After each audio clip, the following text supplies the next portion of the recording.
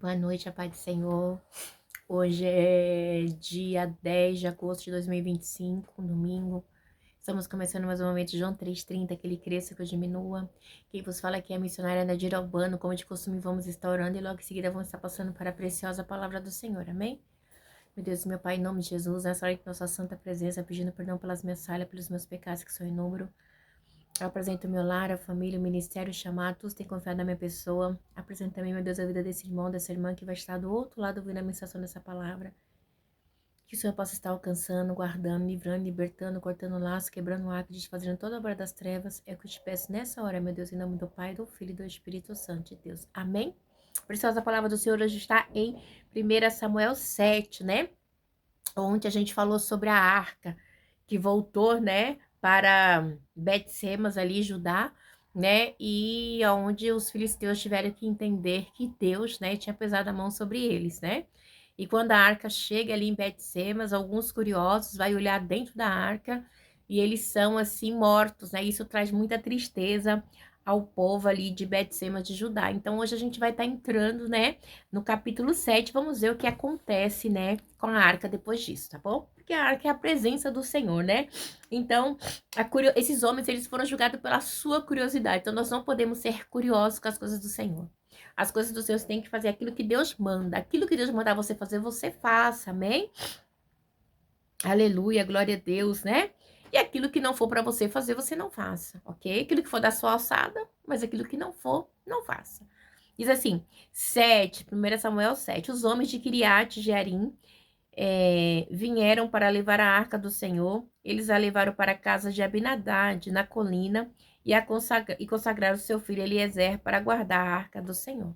Meu Deus, meu Pai, em nome de Jesus, essa é a sua santa e preciosa palavra, Pai.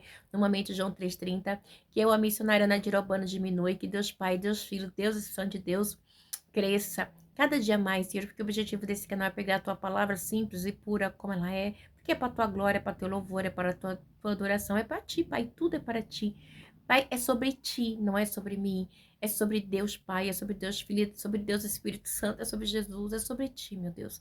Senhor, que eu diminua, que o Senhor cresça, que eu não fale nada de mim, somente aquilo que tem para falar aos nossos corações. Em nome do Pai, do Filho e do Espírito Santo de Deus, que eu diminua e que a Trindade cresça sempre, amém? Então, aí vamos lá. Olha só, igreja, que legal. Diz assim no 7, vamos lá? Os homens... Ai, meu Deus, tô com a cara pra fora. Né? É terrível eu me localizar nessa câmera, igreja. É terrível. Eu fico perdida. Eu vou lá, vou cair, eu me perco. Mas vamos lá.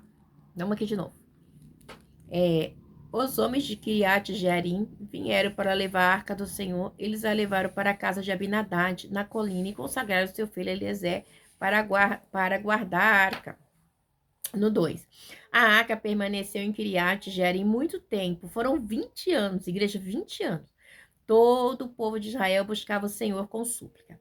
E Samuel disse a toda a nação de Israel: se vocês querem voltar-se para o Senhor de todo o coração, livre-se então dos deuses estrangeiros, das imagens de Astarode, consagre-se ao Senhor e preste culto somente a ele, e ele os libertará das mãos dos filisteus, né? Então, o povo, né? A arca volta, a arca do Senhor volta, né?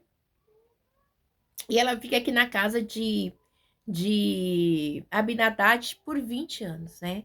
Então, e o povo de Israel, aleluia, glória a Deus, ele tinha que se santificar, porque o povo, igreja, ele estava assim numa decadência moral, espiritual terrível, igreja. Igreja, eles na Sudecomanai, né? Eles se prostravam perante outros deuses, né?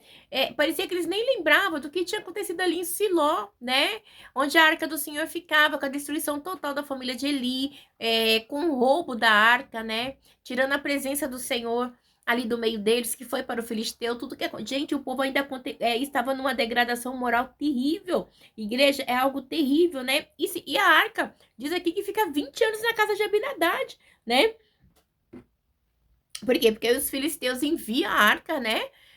Para Bet-Semes, ali a área de Judá, e eu contei no começo e contei ontem, né, que o povo olha dentro da arca e são mortos por causa da curiosidade deles. A arca é a presença de Deus, né? E na presença de Deus continha ali o maná, né? Tudo que o povo de Israel viveu no deserto, os 40 anos. O maná, a vara de Arão que floresceu, né? e os 10 mandamentos, é a lei que foi dada para o povo. Então, assim, tinha que ter uma reverência, tinha que ter uma santidade para as coisas do Senhor. E aí, Samuel chama o povo para a santidade, vocês têm que se santificar. Como assim, né?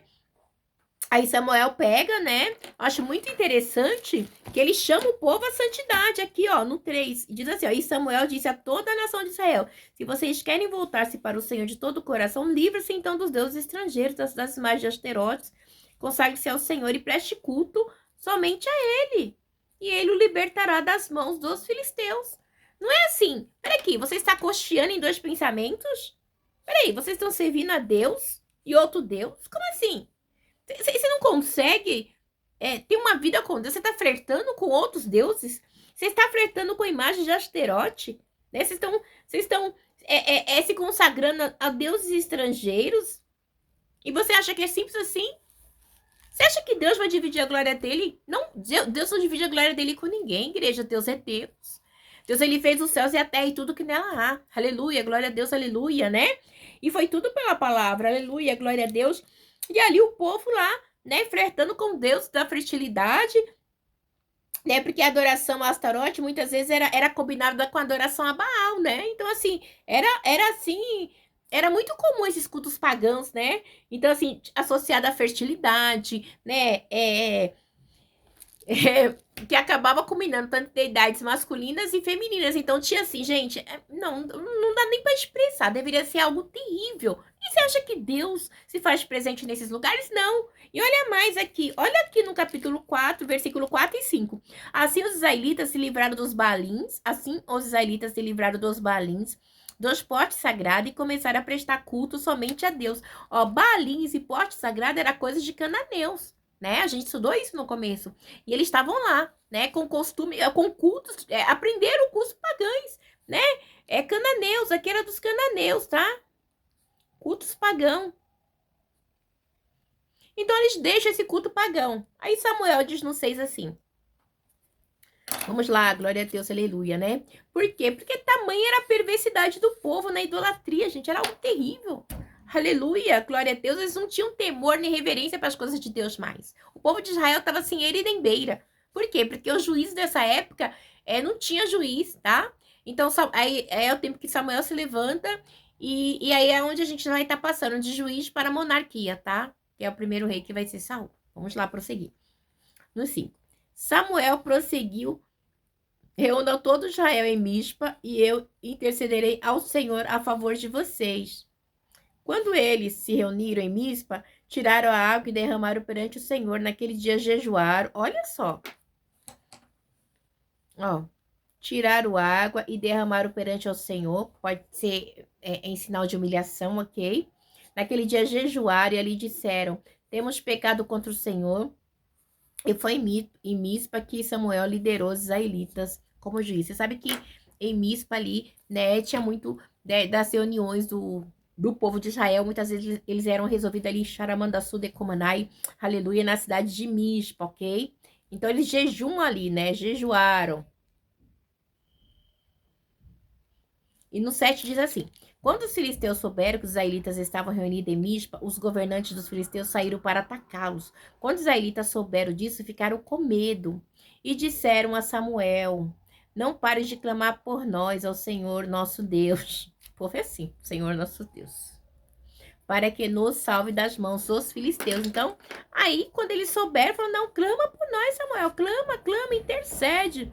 Samuel era como intercessor, como Moisés aqui com eles no meio do deserto, amém? Era o intercessor. Deixa eu atender meus bebês que chegou aqui, peraí. O que acontece? E aí eles falam assim, no 8, disseram a Samuel: não pare de clamar por nós ao Senhor, o nosso Deus, para que nos salve das mãos dos filisteus. Então, agora era o nosso Deus, né? Então, aí diz assim no 9: então Samuel pegou um cordeiro ainda não desmamado e ofereceu inteiro como holocausto ao Senhor. Ele clamou ao Senhor em favor de Israel e o Senhor lhe respondeu, né? Então, o povo de Israel deixa os asterotes, deixa os Balaim, né? Deixa os bosques, se volta a Deus, faz jejum, clama, né? E Deus responde ali, aí Samuel intercede por ele. Não, Samuel me lembra Moisés, né? E diz assim no 10, enquanto Samuel oferecia o holocausto, os filisteus se aproximaram para combater Israel. Naquele dia, porém, o Senhor trovejou com fortíssimo estrondo contra os filisteus e os colocou em pânico e foram derrotados por Israel. Olha só, quem colocou em pânico? Deus, né? O Senhor trovejou com fortíssimo estrondo contra os filisteus e os colocou em pânico, né? Quando o povo de Deus se dobra a Deus, Deus ele faz coisas tremendas, aleluia, né? Quando o povo de Deus se dobra de verdade, então Deus, igreja, fica imaginando, né? O Senhor trovejar, o estrondo que não foi, né? Os filisteus desesperados correndo, né? Aleluia, porque Deus havia prometido que seria o protetor do povo de Israel, né? Se eles fossem obedientes às suas obrigações, né? Segundo a aliança, né? Segundo ali a aliança que foi dada a eles no deserto, né? Aleluia, glória a Deus ali, né? Que Deus deu através de Moisés, o intercessor deles, entre o povo de Deus, de Israel e Deus. Diz assim, e foram derrotados por Israel, né? Então, igreja, foi algo tremendo. Eles foram simplesmente derrotados. Glória a Deus, aleluia, né?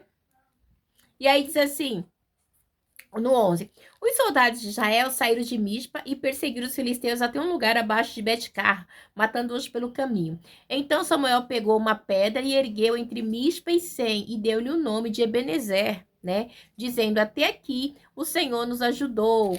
Eu vejo muita gente fazer campanha sobre essa história, né? Até aqui o Senhor nos ajudou.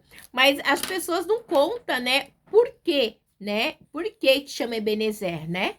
Não conta que o povo de Israel tinha largado o Senhor para servir a Serotes, a Baalins, para servir, né, nos postes sagrados, né, prestar culto ali a deuses e não a Deus, né? Então, é tremendo, igreja, é tremendo. A história do povo de Israel é algo tremendo. Cada vez que eu leio, né, o Velho Testamento, eu fico assim impactada, gente do céu, como que Deus cuidou e cuida desse povo, gente. É o povo de Deus, é a menina dos olhos do Senhor, como diz ele, né? E assim, os filisteus foram dominados e não voltaram a invadir o território israelitas. Então, assim, Deus botou para correr. Aquilo que eles queriam, né?